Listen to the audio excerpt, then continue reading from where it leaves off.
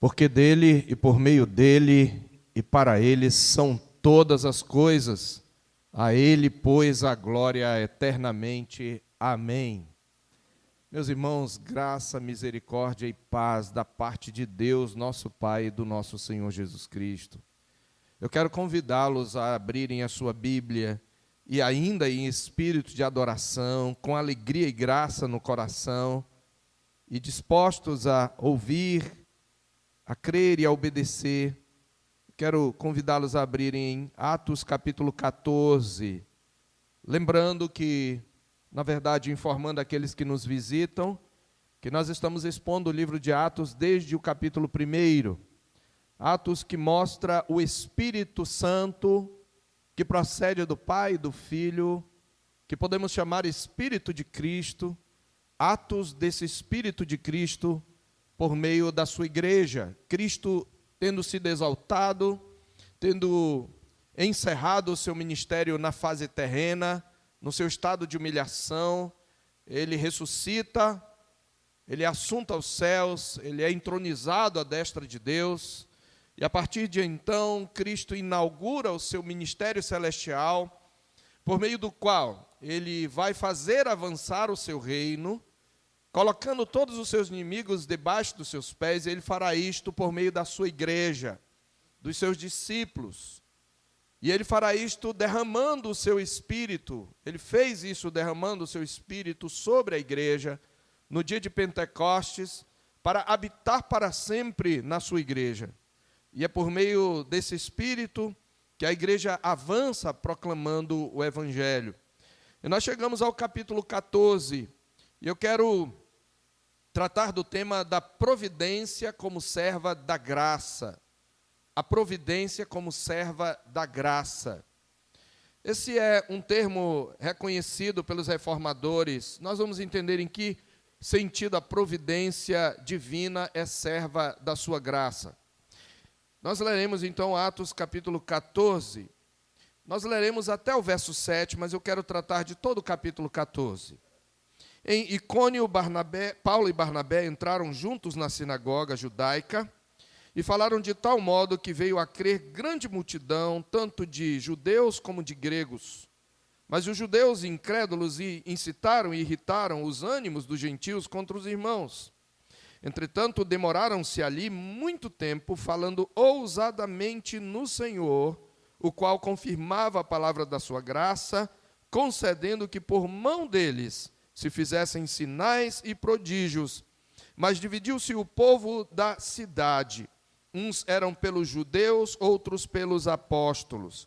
E como surgisse um tumulto entre dos gentios e judeus, associados com as suas autoridades para os ultrajar e apedrejar, sabendo-o eles, fugiram para Listra e Derbe, cidades da Licaônia e circunvizinha, onde anunciaram o Evangelho. Amém. Até aí, nosso irmão Daniel já orou pela mensagem. Eu quero relembrar algo que a igreja já sabe.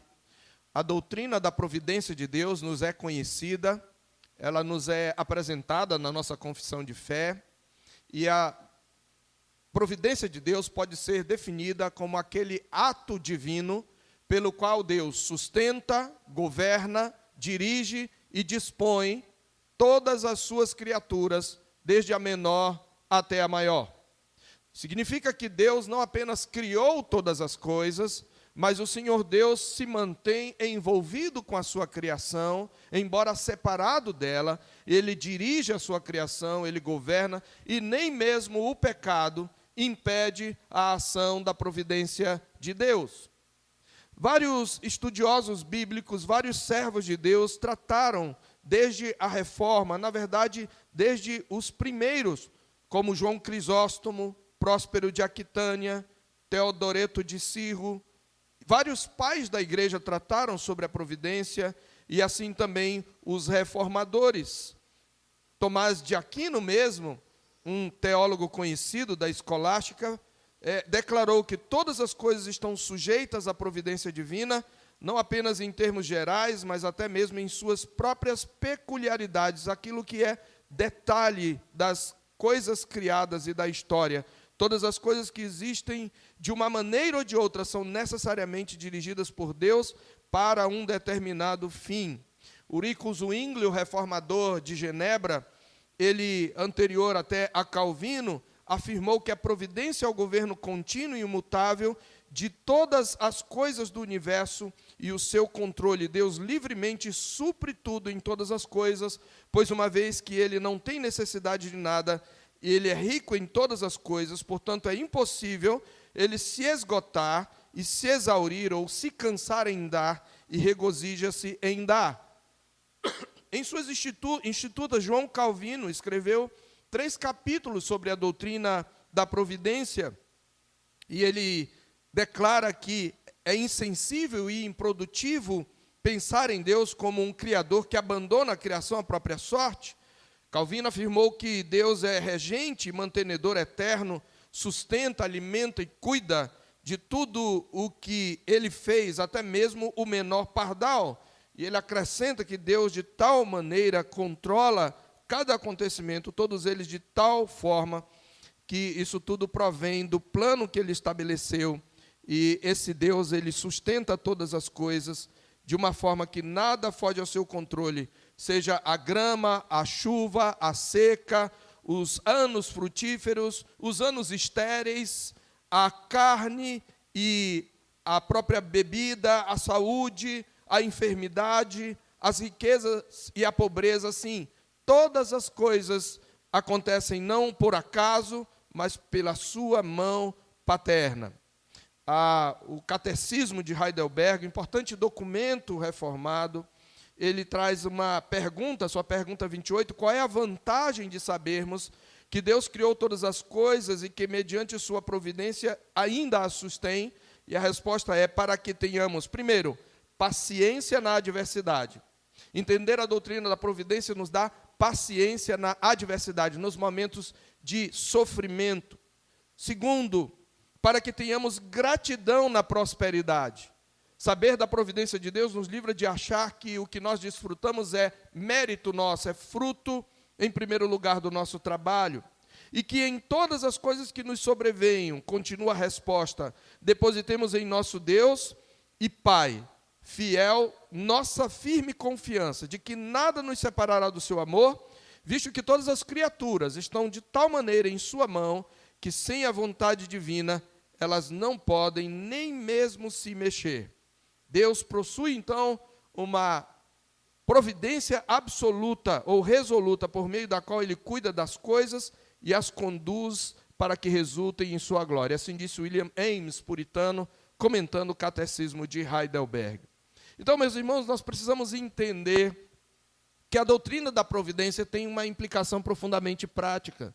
Ela nos ajuda a confiar, mesmo quando as coisas saem do nosso controle. Elas nos ajudam a nos manter seguros de que o Senhor Deus continua conduzindo e cada coisa que acontece em nossa vida, mesmo as desagradáveis, de fato coopera para o nosso bem, para que nós sejamos moldados à imagem do Senhor Jesus Cristo. E por que eu estou introduzindo esta mensagem com a doutrina da providência? Exatamente porque um dos papéis da providência divina, Deus, pela sua providência, conduz a história de maneira a salvar o povo que ele escolheu desde a eternidade. Ele dispõe os acontecimentos, ele dispõe os eventos, ele dispõe as circunstâncias, de tal maneira que cada um daqueles que ele elegeu desde a eternidade venha a conhecer, e nenhum deles virá a faltar. É neste sentido que a providência é serva da graça, porque todos os homens desfrutam da providência de Deus, mas nem todos eles estão conscientes de que eles são cuidados por Deus. E este texto que nós lemos, meus irmãos, ele vai exatamente ilustrar como a providência divina se move para fazer com que o evangelho de Cristo e a graça de Cristo alcance os gentios, os não-judeus, os pagãos. É exatamente por isso que nós temos esse título, a providência como serva da graça. É isso que aqui em Atos, então, capítulo 14, nós já vimos isso em vários momentos, mas em Atos 14 nós vamos perceber, e eu trago esse título também porque a providência divina é a doutrina que Paulo usa para falar aos pagãos de Listra, da cidade de Listra. Então nós vamos ver como a providência divina, a providência de Cristo, o Rei dos Reis, vai fazendo avançar o seu evangelho, não só apesar dos obstáculos, mas também através dos obstáculos. Entremos então no contexto do nosso texto, devemos nos manter lembrados, manter sua Bíblia aberta em Atos 14, e devemos nos lembrar que Paulo e Barnabé, eles tinham sido enviados pela igreja de Antioquia, na verdade eles foram enviados pelo Espírito Santo, o próprio Espírito os separou, por meio de alguma revelação, ali conforme Atos capítulo 13, para a primeira viagem missionária de Paulo rumo aos gentios. Paulo agora seria, vamos dizer assim, o principal instrumento humano de Deus na igreja do primeiro século para pregar o evangelho e chegar o evangelho até os confins da terra. Enquanto Pedro ocupa a primeira parte do livro de Atos, Paulo vai ocupar agora a segunda parte. E nós vamos ver a igreja avançar de Jerusalém até os confins da terra. E Paulo e Barnabé, eles seguiam um padrão muito preciso, um padrão teológico muito preciso na sua abordagem. Eles começavam primeiro pregando o evangelho aos judeus, porque Deus havia ordenado que aos judeus primeiros deveria ser pregado o evangelho. Por quê? Porque os judeus são os herdeiros primeiros, os herdeiros naturais das promessas do evangelho. Eles são os filhos de Abraão em termos étnicos, embora é pela fé que nos tornamos filhos de Abraão de fato. Foi por eles que nós tivemos o conhecimento dos oráculos de Deus, a eles foram confiados primeiramente os oráculos de Deus, deles descende o Cristo, então o evangelho veio primeiro, por isso que Paulo em Romanos 1,16 mostra, e veja como ele era coerente, a doutrina de Paulo, a prática de Paulo era coerente com a sua doutrina. Ele diz em Romanos capítulo 1, 16, 17, pois não me envergonho do evangelho, porque é o poder de Deus para a salvação de todo aquele que crê, primeiro do judeu e também do grego. Primeiro do judeu e também do grego. Então, eles tinham que pregar o evangelho primeiro aos judeus. E nós vimos que Paulo e Barnabé, quando chegaram em Antioquia da Pisídia, eles seguem esse padrão, dando prioridade aos judeus na pregação do evangelho. Porém, nós vimos no episódio anterior que os judeus de Antioquia da Pisídia, em sua maioria, rejeitaram o evangelho, embora alguns chegassem a crer. Mas nós vimos como a providência de Deus atuou através da rejeição dos judeus para a conversão dos gentios. Os gentios começam a entrar na igreja por causa da rejeição dos judeus. Embora os judeus sejam culpados da rejeição, de rejeitarem a Cristo, Deus, na sua providência, nunca perdeu o controle. Nós vimos exatamente a mensagem intitulada O Endurecimento dos Judeus e a Entrada dos Gentios, porque quando Paulo e Barnabé sacodem o pó dos pés, quando eles dizem, olha, vocês não são dignos de receber a palavra de Deus, era preciso que nós pregássemos primeiro a vocês o evangelho, mas como vocês mesmos não se julgam dignos, nós vamos para os gentios, e diz o verso 48 do verso 13, acompanha aí, que os gentios ouvindo isto regozijavam, se glorificavam a palavra do Senhor, e creram todos os que haviam sido destinados, escolhidos para a vida eterna. É isso que Lucas diz. Então, a providência de Deus já vinha agindo e atuou através da rejeição dos judeus para a conversão dos gentios. Nós vimos como Paulo vai mostrar essa compreensão em Romanos capítulo 11. Eu preciso que você abra lá para nós entendermos que todo esse movimento histórico segue um preceito da palavra de Deus. Em Romanos capítulo 11, no versículo 11, Romanos 11, 11, ele diz, pergunto, pois, falando dos judeus, porventura tropeçaram para que caíssem?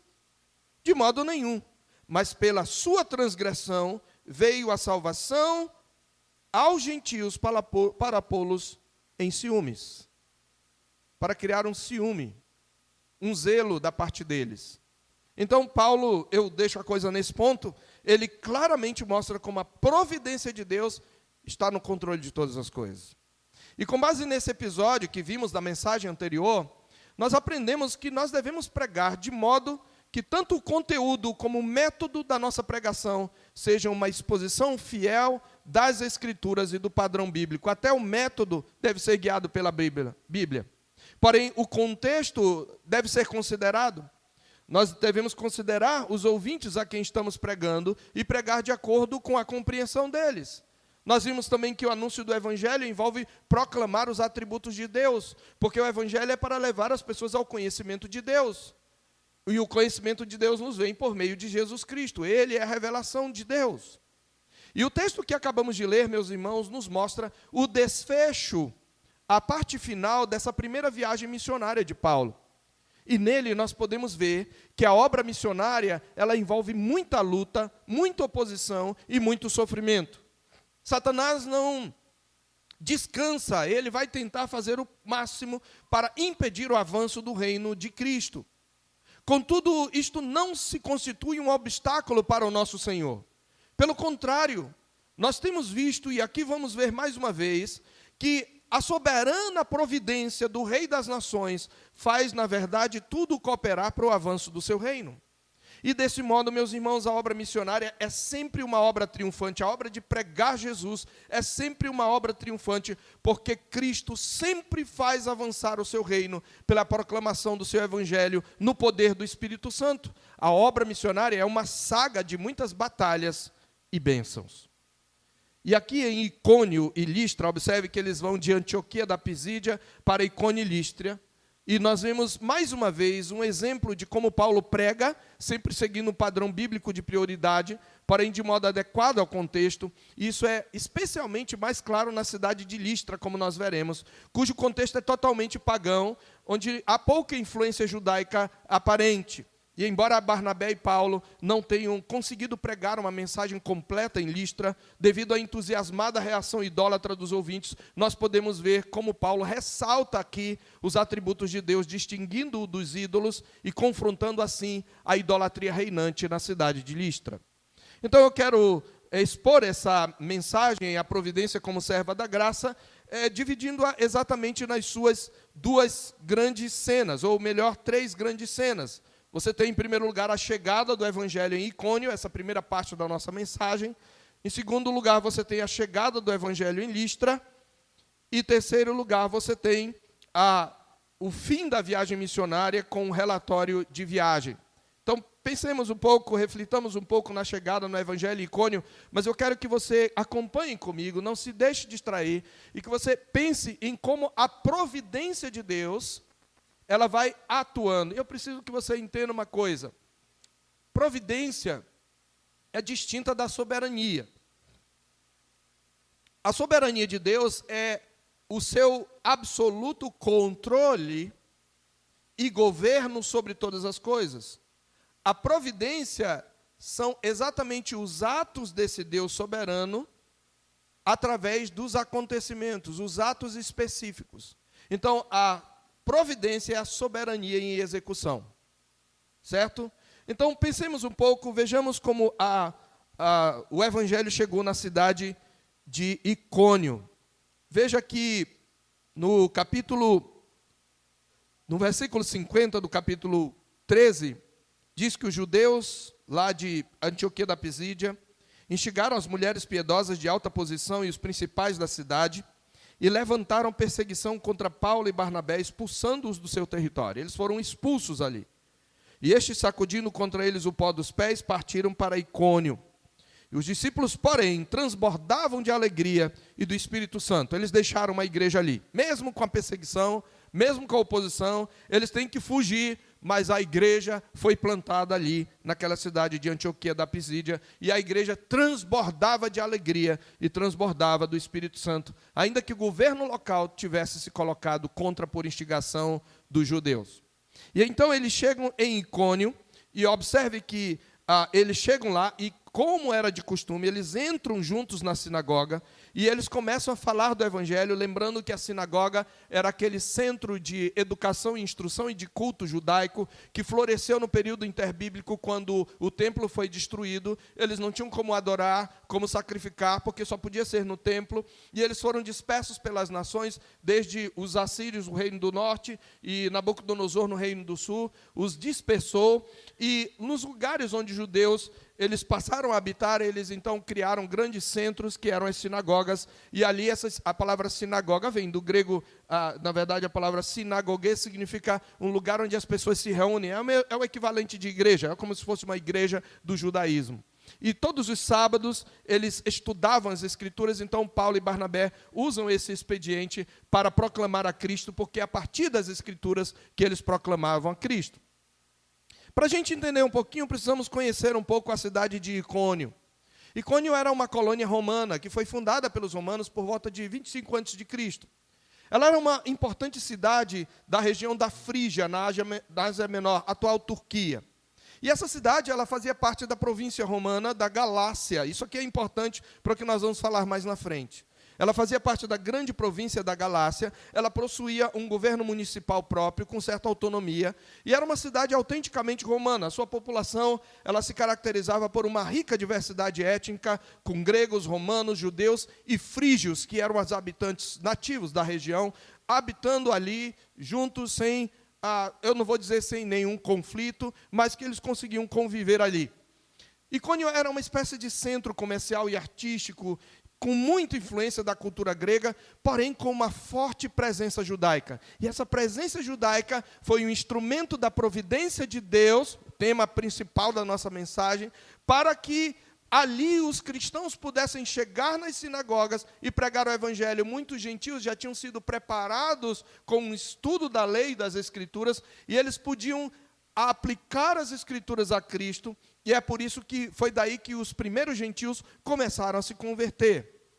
Então, essa cidade, ela tem essa forte presença judaica, ela é localizada numa rota comercial entre o Oriente e o Ocidente, ela tinha uma rica agricultura, destacando-se na produção de trigo, de vinho, de azeite, muito artesanato, atividades de tecelagem, ourivesaria e escultura. Era um grande centro comercial. E a diversidade étnica de Icônio se traduzia também numa amálgama, numa mistura de religiões convivendo ali. Por um lado, havia um culto desenvolvido aos deuses romanos, gregos e romanos, como Zeus, e o mesmo Júpiter, o Zeus dos gregos é o mesmo Júpiter dos romanos, e Artemis. Porém, havia ali essa comunidade significativa. E esse é o instrumento da providência, como eu falei, para que Paulo pregue o evangelho. E eles podiam usar a sinagoga. Observe como Paulo se adapta. A obra missionária precisa se adaptar ao contexto de onde nós estamos.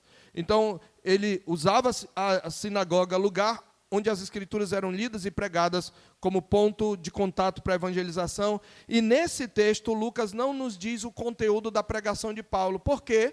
Porque Lucas já tinha mostrado o conteúdo essencial da pregação de Paulo. Quando ele chegou em Antioquia da Pisídia, nós temos um longo sermão de Paulo que nós tratamos na semana anterior. O que Lucas se preocupa em falar é que eles falaram de tal modo que veio a crer grande multidão. Veja como os resultados são distintos. O mesmo evangelho é pregado, os mesmos apóstolos, mas em Antioquia da Pisídia, os irmãos disseram, olha, a gente acha interessante o que você está falando, Paulo, mas venha no próximo sábado, a gente quer te ouvir de novo. E quando ele vai no próximo sábado, a maioria dos judeus, na verdade, se revolta e contradiz Paulo e impede que eles continuem pregando o evangelho. Então, não parece que há um número muito grande de convertidos ali em Antioquia da Pisídia. Há um número, mas não é tão grande. Na verdade, em Antioquia da Pisídia, quando eles vão para os gentios é que se convertem. Na verdade, há pouca conversão entre os judeus, mas há muita conversão entre os gentios. Agora, corrigindo a informação. Aqui em Icônio, diz a Bíblia que eles falam de tal modo que vem a crer grande multidão, tanto de judeus, que lá em Antioquia foi um número pequeno, como de gentios. Então, aqui, vamos dizer, a frutificação do evangelho, pelo menos aparente, foi maior. Então, o testemunho de Paulo e Barnabé, diz a palavra de Deus, gerou a conversão de muitas pessoas, porém, os judeus incrédulos, por que ele está dizendo isso? Os judeus que não creram, os judeus que não aceitaram o evangelho, eles não só se revoltaram contra a mensagem, como eles incitaram e irritaram os ânimos dos gentios contra os irmãos. Dos gentios também, obviamente, que não creram.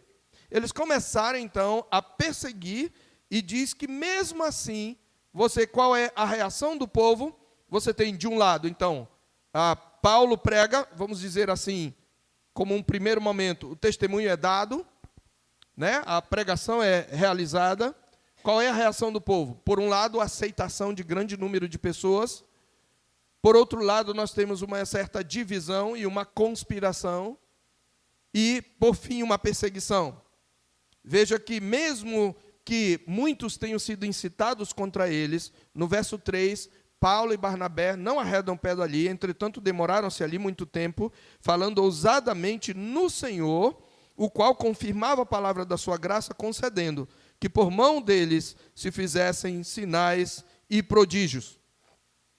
Observe que há uma pregação, como é comum nesse primeiro século, a pregação apostólica é confirmada pelos sinais apostólicos, e aqui é interessante que, tal como no caso de Estevão e Filipe, os dons apostólicos transbordam também sobre outros irmãos. É o caso de Barnabé aqui, inclusive ele é chamado por Lucas de apóstolo junto com Paulo. O que nós estamos vendo é, na verdade, uma operação extraordinária do dom apostólico, porque Lucas distingue os 12 dos demais, mas aqui Paulo e Barnabé são chamados apóstolos também, porque eles são enviados. A palavra apóstolo significa enviados, eles foram enviados pelo Espírito Santo. O verbo enviar é o verbo apostelou. Então, são apóstolos também neste sentido, de que foram enviados pelo Espírito Santo por meio da igreja de Antioquia. Mas o Senhor Deus, através do apóstolo Paulo e de Barnabé, realiza muitos milagres ali.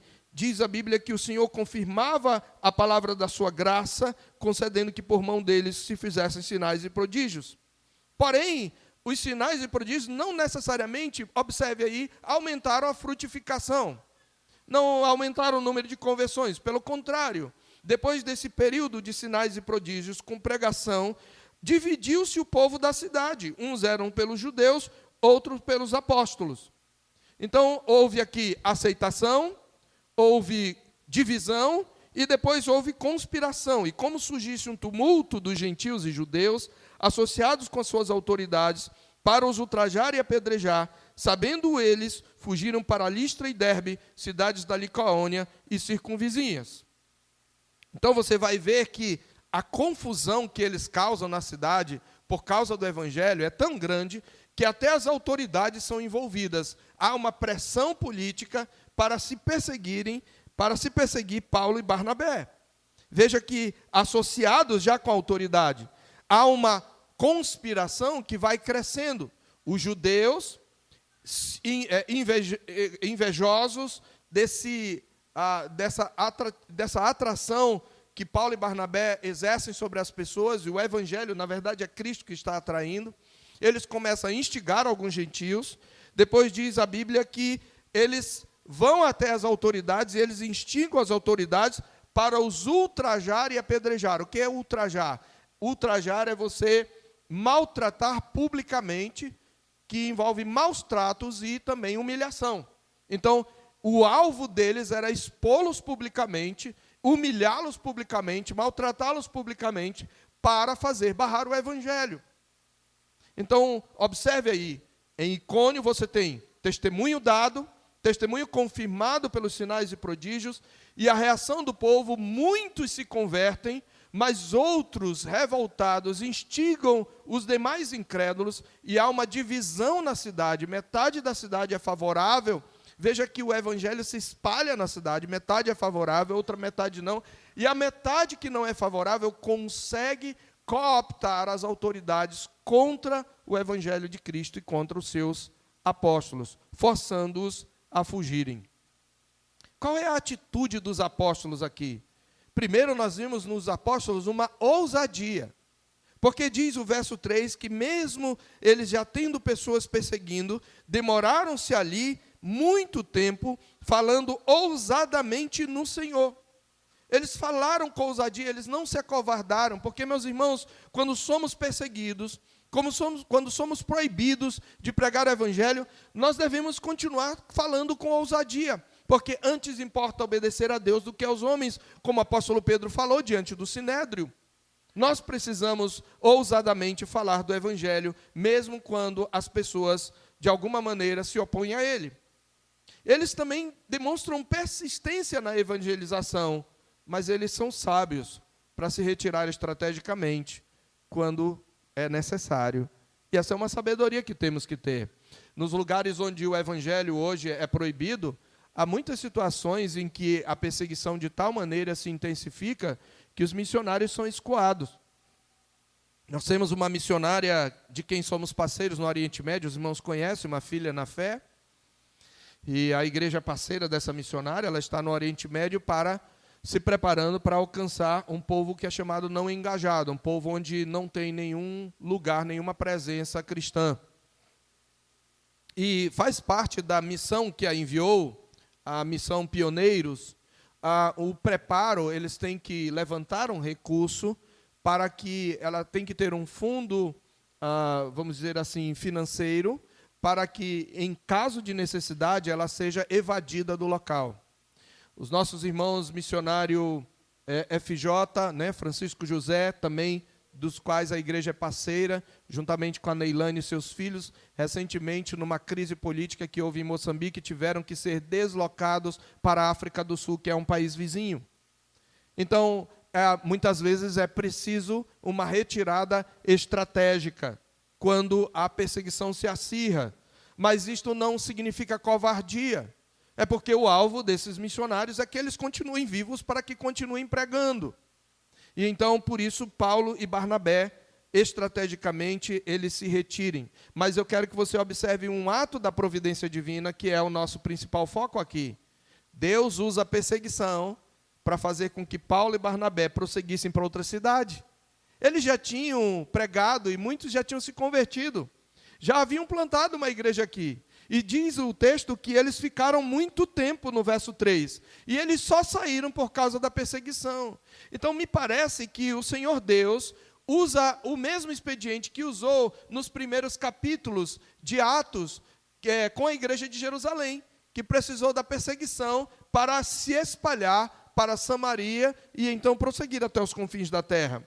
Então, eles fogem para Listra e Derbe, e diz que lá no verso 7, eles anunciaram o Evangelho. Então, a perseguição não impediu o Evangelho, pelo contrário, o Senhor Jesus usou a perseguição para empurrá-los para uma cidade, para duas cidades que ficavam por volta de 30 quilômetros próximo. Então, chegamos à segunda cidade, que é mencionada aí, que é Listra, junto com Derbe. Derbe e Listra são cidades muito próximas. E aí você tem uma nova presença de Paulo e Barnabé com uma mudança no cenário, que eu quero que você observe. Mas antes disso, falemos um pouco da cidade de Listra. Listra era um pouco mais antiga que Icônio, foi fundada por volta de 75 a.C., mas ela também é uma cidade antiga dessa região, chamada também Licaônia. Tudo aquilo é na atual Turquia. Como eu falei, ficava a 30 quilômetros de Icônio. Também era uma colônia romana, fundada ali pelos romanos, e tinha um governo provincial romano, e tal como Icônio, era uma província dessa região da Galácia. Preserve esse nome aí, região da Galácia. Com autonomia municipal, tendo uma aliança com Roma, um grande centro administrativo e judicial, na verdade, e a sua população, semelhantemente à de Icônio, era composta dessa diversidade étnica de gregos, romanos, judeus e, em vez de frígios, aqui licaônios, que são o povo nativo daquela região. Era uma cidade, como a gente diz, cosmopolita, né? Que é uma cidade para onde vão muitas pessoas de muitos lugares, de muitas nações, e com grande influência da cultura grega, com uma rica agricultura também, com muita produção de trigo, vinho e azeite, atividades inclusive de mineração de prata e de cobre, além de um centro comercial próspero, com produção e venda de tecelagem. Era uma cidade grande do século I, por assim dizer. Ourivesaria, artesanato e tudo mais. E além disso, em Icônio em Listra havia uma forte atividade de educação e filosofia. Mas ali o paganismo parece que era mais forte do que na cidade de Icônio. Havia um forte culto a Zeus, a Artemis e outros deuses, e embora houvesse uma comunidade judaica, observe aí no texto, olha aí comigo, confira comigo, que um ponto significativo é que Paulo e Barnabé não começam atividade numa sinagoga, não se cita a sinagoga em Listra. Em Listra, o que se cita é um sinal, um milagre feito pelo apóstolo Paulo. Então, eles não começam ali na sinagoga. Não sabemos se na entrada da cidade, não sabemos se em alguma praça. Diz que em Listra costumava estar assentado certo homem aleijado, paralítico, desde o seu nascimento, o qual jamais pudera andar. Então você vai ver um cenário muito semelhante àquele de Atos 3. Eu já falei que há paralelos entre o ministério de Pedro e o ministério de Paulo. E Lucas quer estabelecer esse paralelo para mostrar que ambos eram apóstolos do Senhor. Pedro atuando mais na área judaica, na área ali de Judéia e Samaria, e Paulo agora até os confins da terra. Então esse homem era coxo desde o seu nascimento, e ele ouve Paulo falar. Então Paulo estava pregando o evangelho no lugar onde esse homem estava, possivelmente em alguma praça ali. E Paulo fixou nele os olhos e viu que possuía fé para ser curado. E disse-lhe em alta voz: apruma-te direito sobre os teus pés. E diz a Bíblia que ele saltou, ou que ele se levantou, que Paulo puxou pela mão e disse: anda aqui um pouquinho para mostrar para o povo. Foi isso, né? Não é como os falsos apóstolos hoje. Anda mais um pouquinho, e ele meio manquejando. Olha, já não estava andando, mas ele está andando, manquejando, mas já tem um milagre porque ele está andando. Não tem isso. Isso é com falso apóstolo. Quando o apóstolo de verdade, que não existe mais, falava assim: levanta e anda em nome de Jesus, o sujeito saltava. É o que aconteceu. Ele se ergueu de um salto, ele saltou e andava. E esse sinal Deus usa para atrair a atenção das multidões licaônicas, daqueles da cidade de Icônio. Mas veja, meus irmãos, de novo, não é o milagre que salva. Não é o milagre que ilumina a mente. O milagre é um ato da providência extraordinária de Deus, da providência especial de Deus. Ele era uma credencial apostólica, precisa-se dizer. E eu preciso colocar isso aqui, lembrando do que está em 2 Coríntios, porque Paulo diz isso. Os sinais eram credenciais do apostolado. Em 2 Coríntios 12, verso 12, 2 Coríntios 12, 12, Paulo diz: pois as credenciais do apostolado foram apresentadas no meio de vós. Aqui a palavra traduzida por credenciais é a mesma para sinais. Os sinais do apostolado foram apresentados entre vós com toda a persistência por sinais, prodígios e poderes miraculosos. Ora, se são sinais do apostolado, só os apóstolos podem fazer. E eu repito que, em caráter extraordinário, a autoridade apostólica, sem dúvida, se manifestou em outros irmãos que não os 12, como aconteceu com Estevão, Filipe e agora Barnabé. Mas é sempre um ato extraordinário e sempre um ato que confirma a autoridade daquele que foi enviado. Porém, eu preciso, voltando aqui, dizer que o milagre em si não faz a pessoa crer em Jesus. Ele desperta a atenção, mas é o evangelho que leva à fé salvadora. E isto fica muito claro nesse texto. Sabe por quê? Porque o milagre não despertou as pessoas para a pessoa de Jesus, embora Paulo estivesse anunciando a Jesus. O milagre despertou a idolatria nos licaônios. Veja a reação deles. Quando as multidões viram o que Paulo fizera, gritaram em língua licaônica, dizendo: os deuses em forma de homens baixaram até nós. E eles olharam para Barnabé, que parece que tinha uma presença imponente, uma presença espiritual forte, e diz: esse aí é Júpiter. Júpiter é o equivalente no panteão romano do deus grego Zeus. Então é o maioral dos deuses. Então parece que Barnabé era um homem de presença mesmo, um destacado entre os discípulos. Então eles entendem que Barnabé é Júpiter, ou é Zeus, o Deus Supremo. Mas Paulo ele chama Mercúrio, que é o nome romano do mesmo deus grego Hermes. E Hermes, na mitologia grega, era o deus mensageiro, era o portador da mensagem. Como Paulo era o principal pregador aqui, eles chamam Paulo de Hermes. Esse é Hermes, esse é o deus Mercúrio, porque era este o principal portador da palavra. Os deuses chegaram até nós.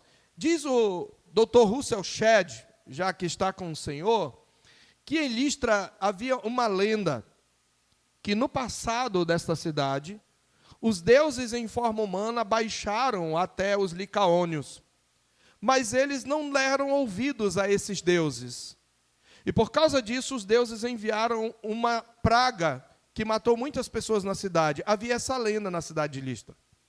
E agora você vê um poder que eles reconhecem como não deste mundo, um poder sobrenatural.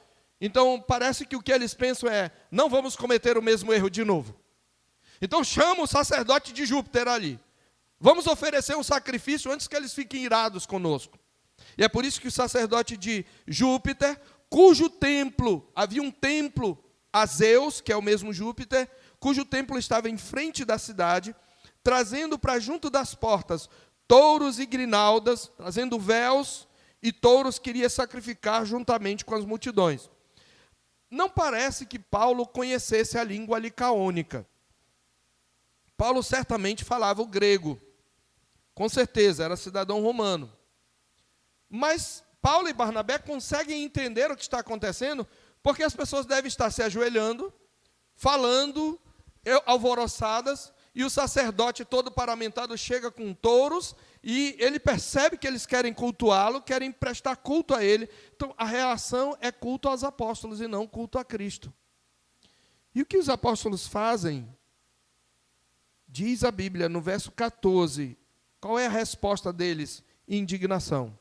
Eles não ficam nem um pouco satisfeitos com isso. Eles nem aproveitam para dizer, mas, espera aí, pelo menos a gente pode ajeitar aqui para eles crerem em Cristo, né? Porque a gente gosta, irmãos, vamos ser sinceros, a gente gosta de ser reconhecido. E a gente gosta de ser admirado. Então, Paulo e Barnabé, no entanto, diz que rasgando as suas vestes, saltaram para o meio da multidão. A atitude deles é de quem não está nem um pouquinho, olha só, eles estão até achando que a gente é Deus, mas olha, pelo menos eles estão vendo o poder de Jesus, né? Não, vamos dizer que nós somos... Não tem isso. Eles não querem, eles não admitem receber o mínimo da glória que só pertence a Cristo. Então eles rasgam as vestes, um ato que o judeu tinha, normalmente o judeu trazia uma veste externa, uma espécie de capa, né? E uma veste interna. E quando o judeu queria demonstrar muita indignação, ou queria demonstrar desespero, uma emoção forte, ele rasgava as suas vestes. Você vai ver na Escritura várias ocasiões em que, no momento de extrema indignação, as pessoas rasgam as vestes. Eles não só rasgam as vestes, eles saltam para o meio da multidão, eles correm para o meio da multidão e para tudo, é o que eles estão fazendo. Pare tudo. Senhores, por que fazeis isto? Nós também somos homens como vós, sujeitos aos mesmos sentimentos. Paulo podia tirar uma casquinha, né? Olha, nós não somos Deus. Espera aí, nós não somos Deus. Nós somos apóstolos de Deus. É por isso que nós fizemos sinal. Não tem isso. Nós somos homens como vocês. Nós somos pecadores como vocês. Nós somos sujeitos ao mesmo sentimento. E nós vos anunciamos o Evangelho. Esse Evangelho que nós estamos anunciando, essa boa nova, é para que destas coisas vãs, dessas coisas vazias, dessas coisas inúteis, vos convertais ao Deus vivo, que fez o céu, a terra, o mar e tudo que há neles. E aqui Paulo, então, começa a corrigir e confrontar, evangelizar e confrontar esses homens. Lembre-se, não tem judeu ali, não é uma sinagoga, você tem um cenário novo. Não há mais uma mistura de judeus e gentios, o que há são só pagãos, que não tiveram qualquer contato com a Escritura, por isso Paulo nem menciona a Escritura. Na verdade, o alvoroço é tão grande que Paulo nem consegue completar a pregação do Evangelho, mas ele faz o que pode. E aqui vem uma lição para nós. Às vezes você não vai conseguir completar a pregação do Evangelho, mas faça o que é possível. Aponte para Deus e para o seu caráter. Segundo ponto importante aqui é que Paulo e Barnabé adequam a sua pregação agora a esse novo contexto. Porque quando eles chegam na sinagoga, eles sempre começam com Abraão, e a promessa de Deus a Abraão, e como ele escolheu em Abraão um povo, e aí ele vai falar dos personagens bíblicos, de Moisés, de Davi, mas aqui eles não têm nenhuma referência. Então, qual é a doutrina que Paulo se utiliza, da qual Paulo se utiliza para apresentar o seu Deus?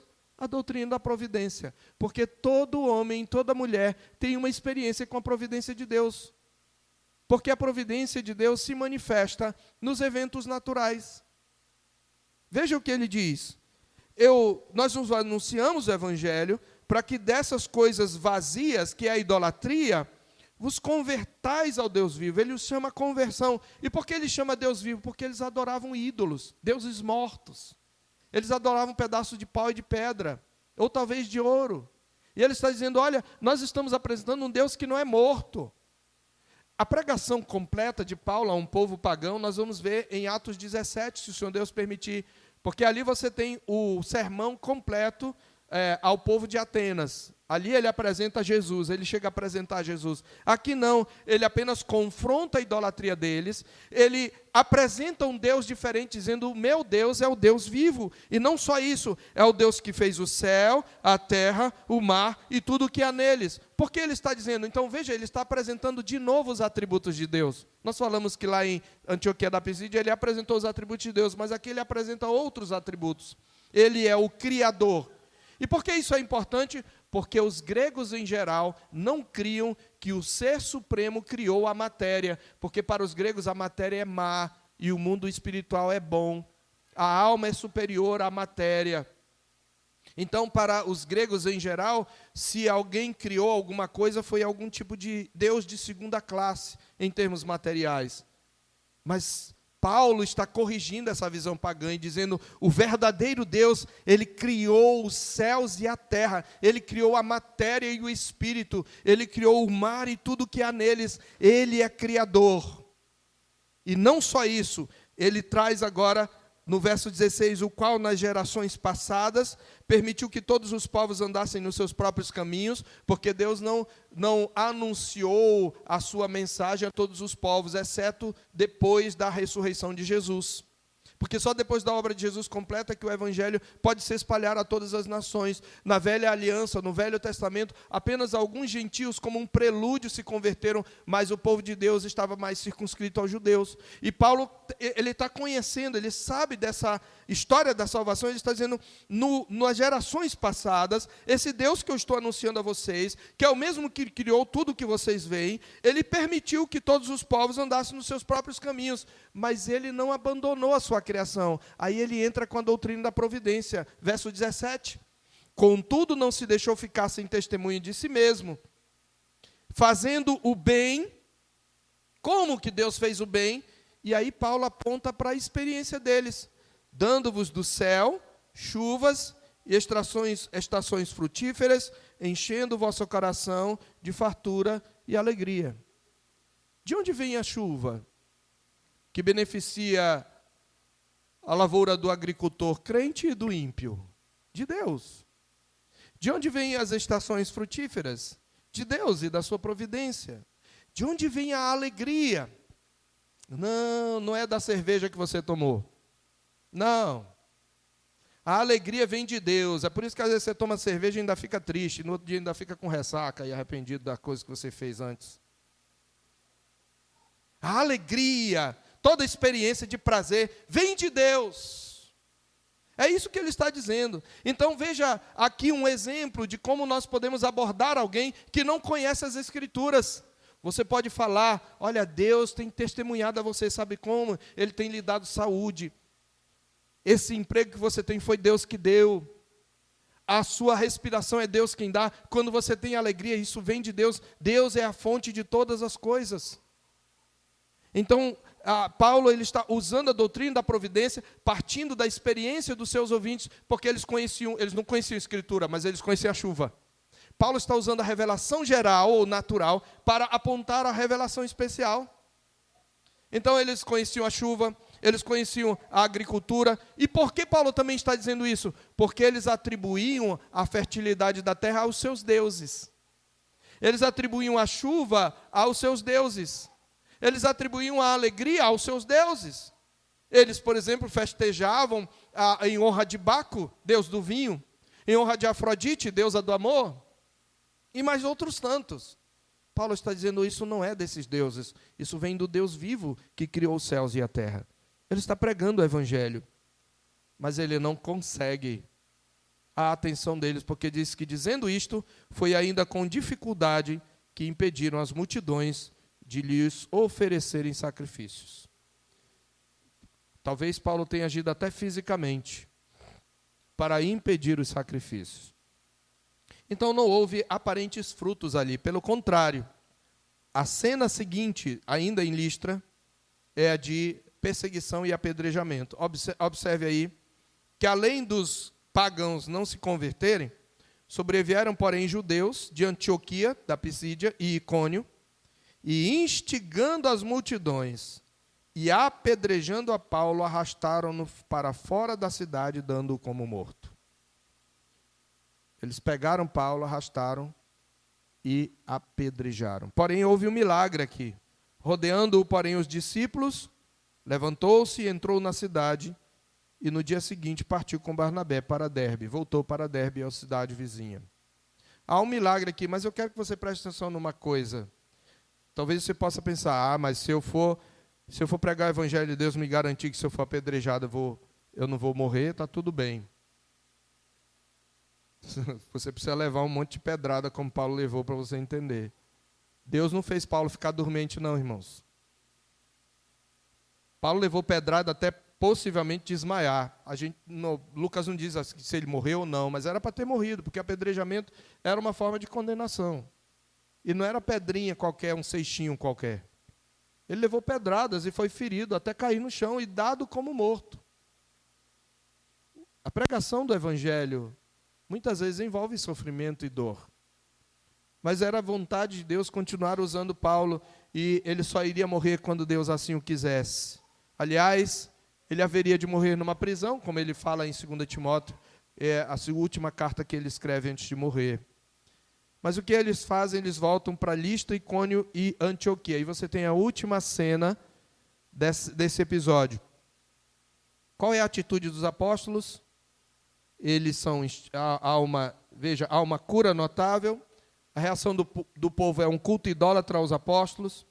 Os apóstolos reagem com indignação e evangelização.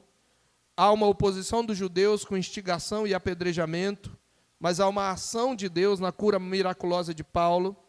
E depois os apóstolos, quando se levantam, eles voltam para consolidar as igrejas. Veja que eles agora estão tomando o caminho de volta.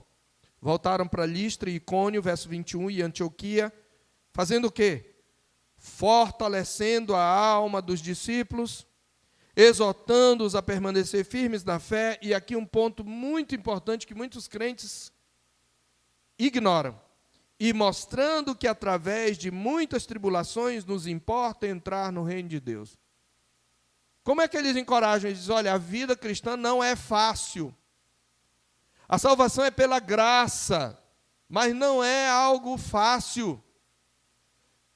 Você quer servir a Deus, você vai passar por tribulação, vai ter oposição, vai ter luta, vai ter conflito, vai ter sofrimento. Isso faz parte da vida cristã. Esse é o encorajamento que eles estão fazendo, porque aqueles irmãos, eles com certeza estavam sendo perseguidos pelos seus concidadãos. Mas ele está dizendo, olha, é necessário participar do reino de Deus com muitas tribulações. Essa expressão nos importa, está dizendo, faz parte, é necessária a vida cristã, o sofrimento por causa do evangelho. Quanto mais fiel você for ao evangelho, quanto mais você pregar o evangelho, mais oposição você vai ter.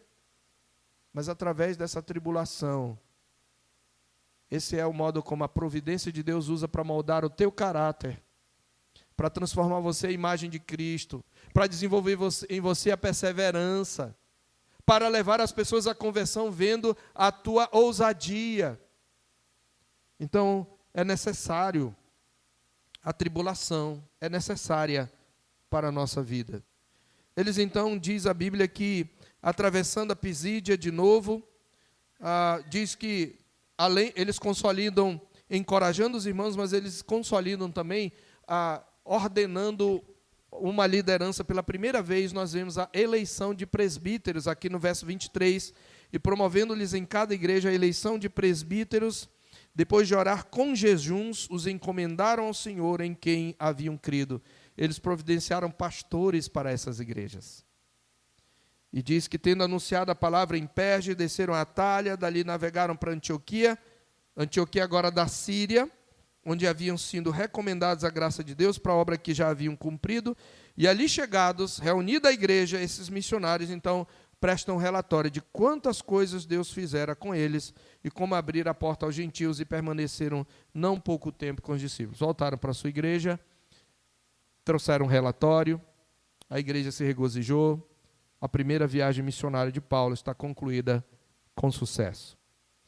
E, meus irmãos, eu quero então concluir rapidamente. Já trouxemos muitas aplicações ao longo, mas eu quero trazer alguns princípios que nós aprendemos nessa narrativa. E eu estou falando aqui para a igreja de Deus. Se você não pertence à igreja de Deus, se você não é crente, eu quero começar a aplicação com você. Você precisa reconhecer que se você está vivo, que se você come, se você bebe, se você se alegra, é porque há um Deus cuja bondade o sustenta. Você pode até dizer assim: não, eu reconheço esse Deus, eu reconheço que Ele sustenta, mas de que maneira você se relaciona com Ele? Porque Deus apontou apenas um caminho para você se relacionar com Ele, conhecê-lo, e esse caminho é Jesus Cristo. E se você não entregou sua vida a Cristo como Senhor e Salvador da sua vida, você se mantém rebelde e ingrato para com esse Deus. Só há uma forma de servir a Deus, é por meio de Jesus Cristo. E você precisa se converter a Cristo. E converter-se a Cristo não é você vir de vez em quando à igreja. Converter-se a Cristo não é você, na hora do almoço, dizer: Deus, muito obrigado por esse dia, e no final do ano você dizer: obrigado por tudo que o Senhor me deu, me dá outras bênçãos no ano que vem, pensando apenas nas questões temporais. Você precisa desenvolver um relacionamento pessoal com Cristo e entender que Ele é o seu bem maior. Não seja ingrato para com o Deus providente que te sustenta até hoje. Receba Cristo como seu Senhor e Salvador. Agora, falando aos crentes, meus irmãos, nós precisamos aprender um ponto importante, que a confiança na providência de Deus nos manterá firmes na proclamação do Evangelho. É a confiança na providência de Deus que nos manterá firmes na proclamação do Evangelho, mesmo enfrentando a perseguição e encontrando corações endurecidos à compreensão do Evangelho. Paulo e Barnabé enfrentaram perseguição, foram caluniados, houve uma cidade em que as pessoas não entenderam, não teve fruto aparente, mas eles prosseguiram pregando. Por quê? Porque eles confiavam na providência de Deus. Providência esta que foi o tema central da pregação de Paulo em Listra. Então, a confiança na providência de Deus, meus irmãos, nos manterá firmes na proclamação do Evangelho, mesmo enfrentando a perseguição e encontrando corações endurecidos à compreensão desse Evangelho. Eu me lembro que quando os primeiros missionários vieram para Roraima, eles logo foram trabalhar entre os Waiwai. E a pregação do Evangelho entre os Waiwai não demorou muito, desde que eles aprenderam a língua dos Waiwai, não demorou muito para frutificar. Houve uma conversão em massa, de tal modo que a comunidade Waiwai em Roraima, praticamente, eles são evangélicos professos. E esses mesmos missionários, ou essa mesma missão, com o mesmo entusiasmo, foi pregar aos Yanomamis, usando até mesmo uns métodos semelhantes. Mas quando chegaram lá, eles encontraram corações endurecidos, e por 50 anos eles pregaram o Evangelho, mas não houve frutos significativos.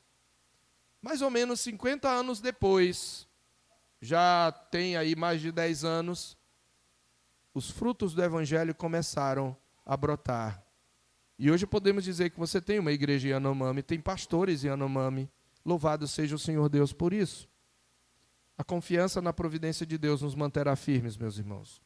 Segundo lugar, nós aprendemos desse texto que os lugares mais desanimadores podem se tornar ricos celeiros do Evangelho de Cristo.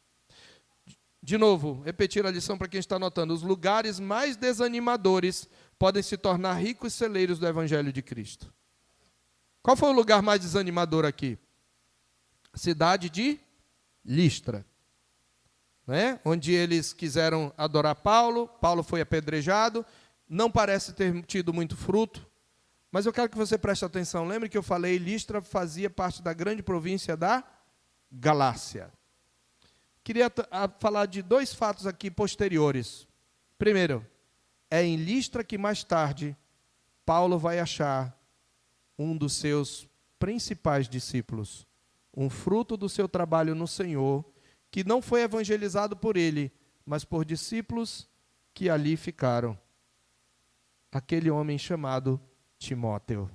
Observe no capítulo 16 de Atos, já estamos terminando. Paulo, na segunda viagem missionária, ele passa pelas cidades onde havia plantado igrejas. E no capítulo 16, verso 1, diz que chegou a Derbe e a Listra. Havia ali um discípulo chamado Timóteo, filho de uma judia crente, mas de pai grego. Dele davam bom testemunho os irmãos de Listra e Icônio. Quis Paulo que ele fosse em sua companhia, e por isso circuncidou, por causa dos judeus daqueles lugares, pois todos sabiam que seu pai era grego. Ali em Listra, naquele lugar onde houve uma reação decepcionante, um lugar desanimador, Deus levantou um jovem, depois que Paulo saiu, chamado Timóteo, que se tornaria possivelmente o seu mais querido filho na fé, para quem ele escreveu 2 cartas, a quem ele confiou uma das maiores igrejas do Novo Testamento, a igreja de Éfeso. É só você abrir em 1 Timóteo capítulo 1, quando eu estava em viagem para a Ásia, eu te roguei que permanecesses em Éfeso, para colocares em ordem as coisas restantes. Timóteo foi pastor de Éfeso. E nós temos hoje 2 grandes cartas que nos ensinam como se deve proceder na igreja de Deus, graças à vida de Timóteo, a quem ele escreveu. Mas não só isso, como eu falei, essa região fazia parte da grande província da Galácia. Na Galácia, Paulo vai chegar ainda em algumas outras regiões. A região é Frígio-Gálata, é Frígia e Galácia. E dali nós temos a Epístola aos Gálatas. A Epístola aos Gálatas é um clássico da doutrina da justificação pela fé. Nós não teríamos essa epístola se Paulo não tivesse tido essa experiência decepcionante em Listra. Os lugares mais desanimadores podem se tornar ricos celeiros do Evangelho de Cristo, meus irmãos. Por isso nós temos que pregar onde quer que seja. E por último, por causa de tudo isso, a ausência de uma resposta positiva não deve nos desanimar da obra de evangelização. Porque a palavra de Deus nunca voltará vazia, mas cumprirá o fim que apraz ao Senhor. Ele disse isso em Isaías 55, no versículo 10 e no verso 11. Porque assim como descem a chuva e a neve dos céus, e para lá não tornam sem que primeiro reguem a terra e a fecundem e a façam brotar, para dar semente ao semeador e pão ao que come, assim será a palavra que sair da minha boca, não voltará para mim vazia, mas fará o que me apraz e prosperará naquilo para que a designei. Preguemos o Evangelho, falemos de Jesus e deixemos os frutos e o resultado com Deus. Mas lembremos-nos, até as dificuldades fazem parte da divina providência para moldar o nosso caráter e para salvar aqueles a quem Deus quer. Que o Senhor Deus aplique a sua palavra ao nosso coração. Vamos orar. Louvamos o teu nome, ó Deus, pela tua providência que governa, controla, dispõe e dirige tudo neste mundo. Mas quantas vezes, ó Deus, nós deixamos de confiar, porque quando as coisas saem do nosso controle, nós muitas vezes nos desesperamos ou nós desanimamos. Mas ajuda-nos, ó Deus, a não desanimarmos, a confiarmos na tua providência e te servirmos com alegria. E eu te peço que aqueles que estão aqui, que ainda não se converteram a Cristo, ó Deus, que eles possam pensar um pouco que toda a sua vida até aqui chegou por causa da tua providência. E que eles possam, ó Deus, tomar a decisão de seguir a Cristo e por meio dele te conhecer e ter um relacionamento contigo e se tornarem teus servos para a glória do teu nome. Aplica a tua palavra ao nosso coração, a cada um segundo a sua necessidade. Nós te pedimos em nome de Jesus. Amém.